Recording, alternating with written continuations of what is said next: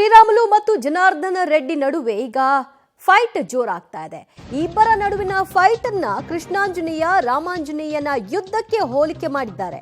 ರಾಮುಲು ಬೆಳೆಸಿದ್ದೆ ನಾನು ಅಂತ ಜನಾರ್ದನ ರೆಡ್ಡಿ ಹೇಳಿದ್ದಾರೆ. ಜೊತೆಗೆ ರಾಮುಲು ವಿರುದ್ಧ ಕೊಲೆ ಆರೋಪವನ್ನು ಕೂಡ ಜನಾರ್ದನ ರೆಡ್ಡಿ ಮಾಡಿದ್ದಾರೆ.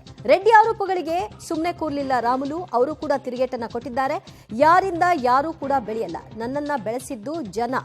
ನನ್ನ ಬಳಿಯೂ ಕೂಡ ಕೆಲ ದಾಖಲೆಗಳಿವೆ, ಸಮಯ ಬಂದಾಗ ಎಲ್ಲವನ್ನು ಕೂಡ ಬಹಿರಂಗಗೊಳಿಸ್ತೀನಿ ಅಂತ ರಾಮುಲು ತಿರುಗೇಟನ್ನ ಕೊಟ್ಟಿದ್ದಾರೆ.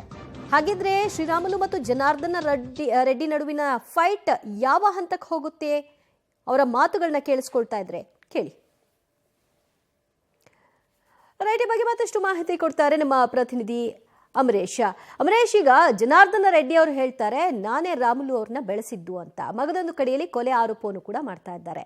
ಅಂದ್ರೆ ಒಬ್ಬ ಕೊಲೆ ಆರೋಪಿಯನ್ನ ಬೆಳೆಸಿದ್ರ ಹಾಗಾದ್ರೆ ರೆಡ್ಡಿ?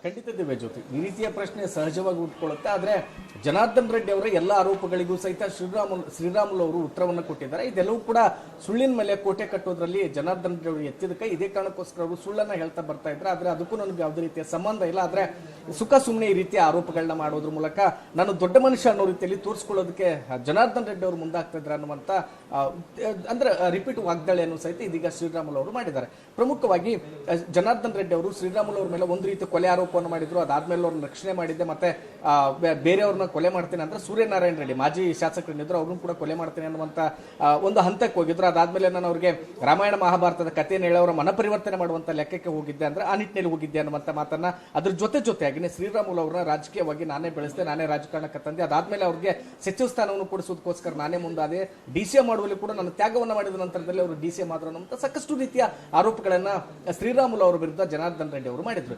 ಎಲ್ಲ ಆರೋಪಗಳಿಗೂ ಸಹಿತ ಶ್ರೀರಾಮುಲು ಅವರು ಉತ್ತರವನ್ನು ಕೊಟ್ಟಿದ್ದಾರೆ. ಯಾರೂ ಸಹಿತ ಯಾರನ್ನು ಬೆಳೆಸಲಿಕ್ಕೆ ಸಾಧ್ಯ ಆಗೋದಿಲ್ಲ, ನನ್ನನ್ನ ಬೆಳೆಸಿದ್ದು ಜನರಿಂದಾನೇ ನಾನು ಇಲ್ಲಿಗೆ ಬಂದಿದ್ದೇನೆ. ಸುಳ್ಳಿನ ಕೋಟೆ ಕಟ್ಟೋದ್ರಲ್ಲಿ ಜನಾರ್ದನ್ ರೆಡ್ಡಿ ಅವರು ಎತ್ತಿದ ಕೈ.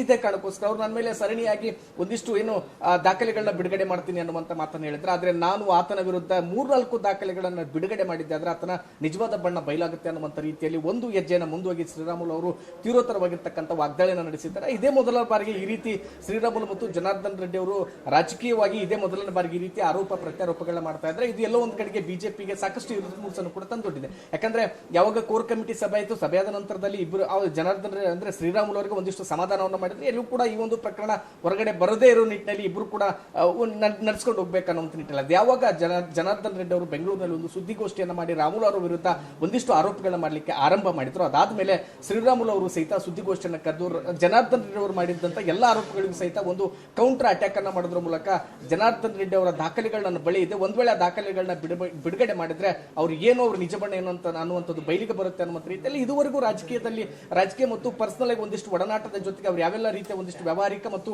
ಪರ್ಸನಲ್ ರಿಲೇಶನ್ಶಿಪ್ ಇಟ್ಕೊಂಡಿದ್ರೆ ಅವೆಲ್ಲವೂ ಕೂಡ ಇಲ್ಲಿಗೆ ಮುಗಿದೋದ ಅಧ್ಯಾಯ ಅನ್ನುವಂಥದ್ದನ್ನ ಇಬ್ಬರ ಮಾತುಗಳಲ್ಲಿ ಸ್ಪಷ್ಟವಾಗಿ ಕಂಡು ಬಂದಿತ್ತು. ದಿವ್ಯ ಜ್ಯೋತಿ, ಥ್ಯಾಂಕ್ ಯು ಅಮರೇಶ್ ನಿಮ್ಮೆಲ್ಲ ಮಾಹಿತಿಗೆ.